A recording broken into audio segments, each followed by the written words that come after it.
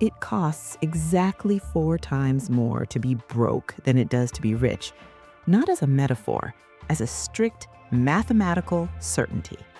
If you buy a single roll of paper towels at a corner store because you only have $3 to your name, you are paying a 400% markup compared to the person who can afford the $20 bulk pack at a warehouse club.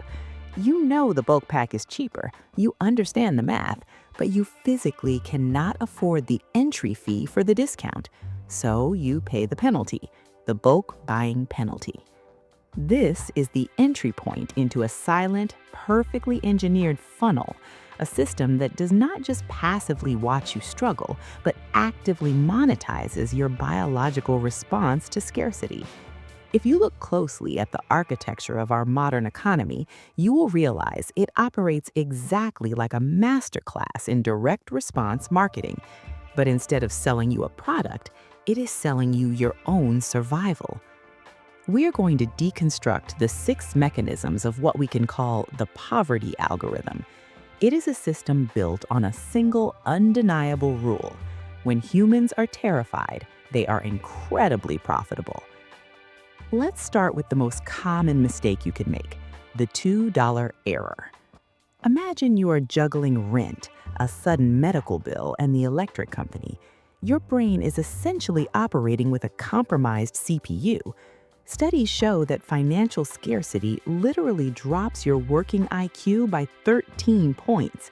You are experiencing severe cognitive overload. In this state of fatigue, you buy a coffee, forgetting that a recurring monthly software subscription is hitting your account on the exact same day.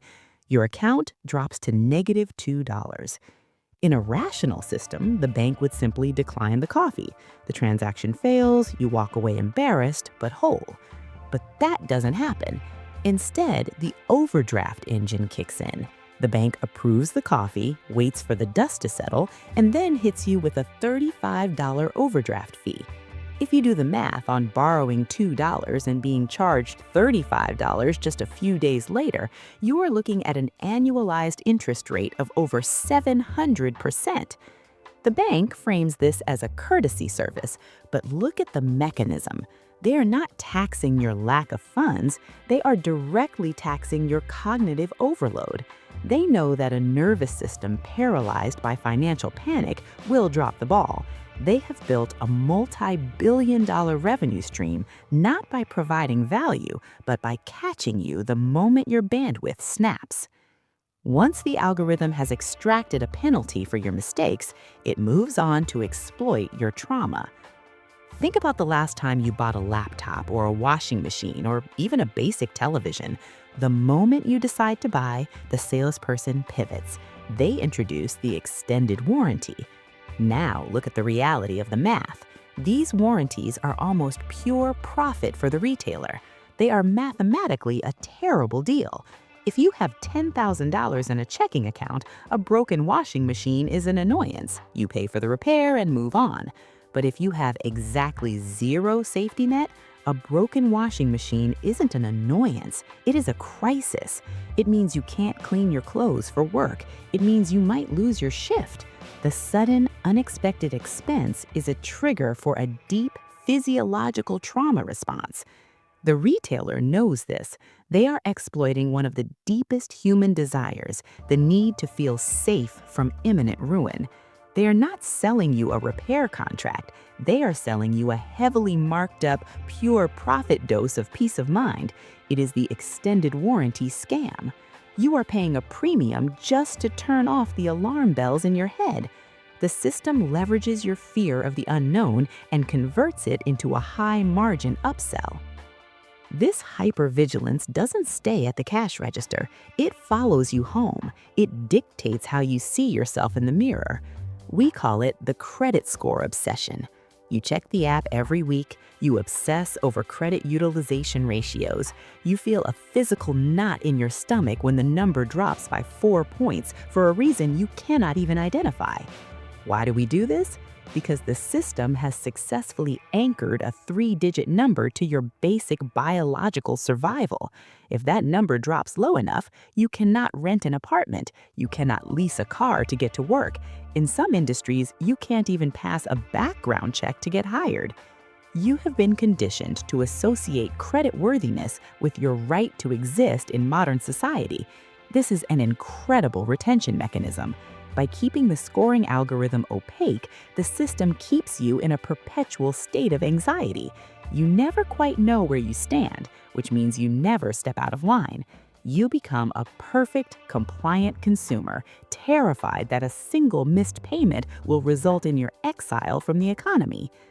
But the most insidious part of the poverty algorithm isn't how it treats your debt, it is how it treats your savings.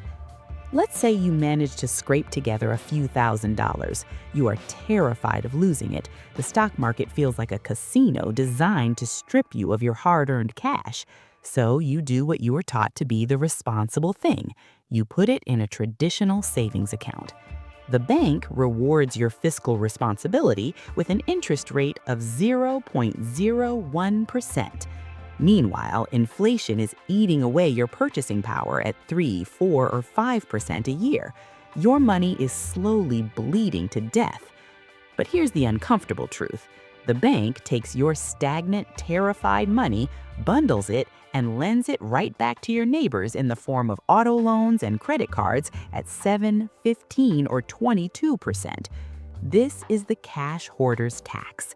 The bank is profiting off your financial fear. They know you're too scared to allocate your capital into assets that actually compound. Your fear of volatility provides them with free raw material. They capture the spread between your anxiety and their mathematical certainty. Your desire for absolute safety is exactly what keeps you losing the game. All of these mechanisms, the penalties, the extracted bandwidth, the gamified survival, the hoarder's tax, they all funnel you toward the ultimate conversion goal of the system, the safe job prison. We live in an era of unprecedented leverage. The barriers to starting a business, reaching an audience, or building a new income stream have never been lower. Yet millions of incredibly intelligent, capable people stay trapped in toxic, underpaid corporate jobs that they hate. Why? Because when you've been subjected to the poverty algorithm, the concept of risk is fundamentally broken. To someone raised with a safety net, entrepreneurial risk means trying a venture, and if it fails, moving back into the guest room for a few months to regroup. To someone with poverty trauma, entrepreneurial risk feels like a direct threat to their life. It feels like homelessness. It feels like starving. The corporate system relies on this trauma. It does not need to pay you what you are worth if it can position itself as the sole barrier between you and the abyss. You stay in the cubicle, you accept the 3% annual raise, and you swallow the toxicity because your nervous system tells you that leaving the cave means being eaten by a predator. The safe job prison is the system's way of ensuring that the most driven, hardened people in society never actually build leverage for themselves. Your trauma is their ultimate retention strategy. When you zoom out and look at the whole board, the illusion of the meritocracy starts to shatter. We are told that wealth is a simple equation of hard work and intelligence, but the mechanics of the poverty algorithm reveal a different reality.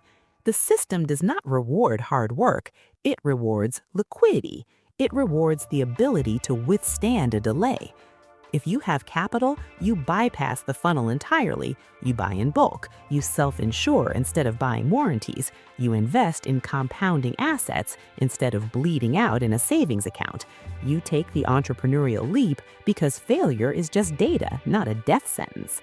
But if you lack liquidity, the system engages. It taxes your mistakes, it monetizes your panic, it harvests your bandwidth until you are too exhausted to look for a way out.